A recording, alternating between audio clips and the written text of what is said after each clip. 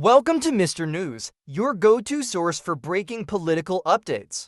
I'm your host, Mr. News, bringing you the latest from Washington. Today, we're diving into President Trump's recent joint address to Congress, a dramatic censure on the House floor, and the Democrats' scramble to regroup. It's March 7, 2025, and the political heat is on. Let's get started. President Trump is set to deliver remarks from the White House Oval Office soon. We'll bring you those taped comments as soon as they're available. But right now, all eyes are on his recent joint address to Congress. It stirred up reactions across the aisle, with some calling it a unifying moment and others a flashpoint for division. Stay tuned for more. Meanwhile, Democrats are reportedly in chaos. After an embarrassing display during Trump's address, they've called an emergency meeting at the DNC. Sources say leadership is furious over outbursts on the House floor, especially from outspoken members like Al Green. Congressional publications like Politico and Axios report a tense come-to-Jesus moment for a dozen lawmakers. Let's talk about that House floor incident. Representative Al Green shouted and waved his cane during Trump's speech, leading to a swift censure. It was a rare move, only the 29th censure in House history. Green's now the first member ever removed from the floor during a presidential address. Speaker Mike Johnson called it a necessary step to maintain decorum. Democratic leadership isn't holding back. Punchbowl News says figures like Maxwell Frost and Jasmine Crockett were berated for their behavior. Hakeem Jeffries, the top House Democrat, dismissed the censure as worthless, pushed by extreme MAGA Republicans, but 10 House Democrats joined Republicans to vote for it, showing cracks in party unity. House Speaker Mike Johnson joined outnumbered to break it down.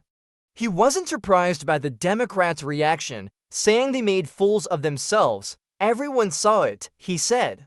It's why we won so decisively last election. Johnson argued the Democrats lack a platform after voters rejected their agenda, leaving them flailing and disorganized. Johnson doubled down, calling the Democrats a party in disarray. They don't have a leader or a vision, he said. The censure of Green, the fourth House Democrat censured in for years, underscores their struggles. Some members now want Green stripped of committee assignments, a move Johnson says Republicans are seriously considering next week. Wall Street Journal's Peggy Noonan weighed in with a scathing op-ed. She said Democrats looked unserious during Trump's address, refusing to stand for key moments. They had a chance to show an alternative, she wrote, but instead proved why Trump won. Noonan predicts they'll keep losing unless they rethink their approach fast. Not everyone agrees. Some Democrats point to past Republican outbursts like Joe Wilson yelling at Obama or Marjorie Taylor Greene's jabs at Biden. Marie Harf, a former Obama official, admitted she didn't like much of her party's behavior Tuesday. But she praised moderate voices like Michigan's Alyssa Slotkin for focusing on real issues like rising prices. Harf raised another concern: town halls. She said Democrats need to connect with voters, but Johnson countered that Republicans face ambushes from well-organized protesters. Soros-funded groups fill the seats early, he claimed, leaving constituents locked out.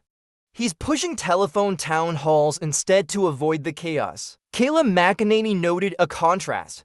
Last year, Johnson stood for Biden's mentions of John Lewis and hostages in Gaza, but Democrats sat stone-faced as Trump honored a cancer survivor and crime victims like Laken Riley. They missed a chance to show humanity, Johnson said. It's shameful they sent the wrong message to America. Looking ahead, Johnson warned of a budget fight. Democrats tried to tie government funding to limits on Trump's executive power, an outrageous demand, he said. Republicans won't budge, planning a clean continuing resolution next week. Johnson says it'll buy time to cut waste with help from Elon Musk's team at the White House. Johnson's excited about what's next. He sees this as a chance to restore the founder's vision of limited government. We're not just saving money, he said. We're revolutionizing how Congress oversees spending. With Musk crunching data, they're aiming for a leaner FY26 budget, a game changer, if they pull it off. Before we wrap, a lighter note, Johnson had a viral hot mic moment with VP Vance during the address. "I don't know how you did this for 9 years," Vance said, recalling Biden's speeches. Johnson laughed it off. "They turned the mic off all the time. Social media loved the candid exchange." That's it for today's Mr. News. From Trump's address to Democratic turmoil and budget battles, Washington's buzzing. I'm Mr. News. Thanks for tuning in. Catch you next time with the latest from the Capitol. Stay informed, folks. If you enjoyed this episode, please subscribe to Mr. News for more updates straight from Washington. Your support keeps us going. Check out the link below to help maintain the channel and join the community. Thanks for listening.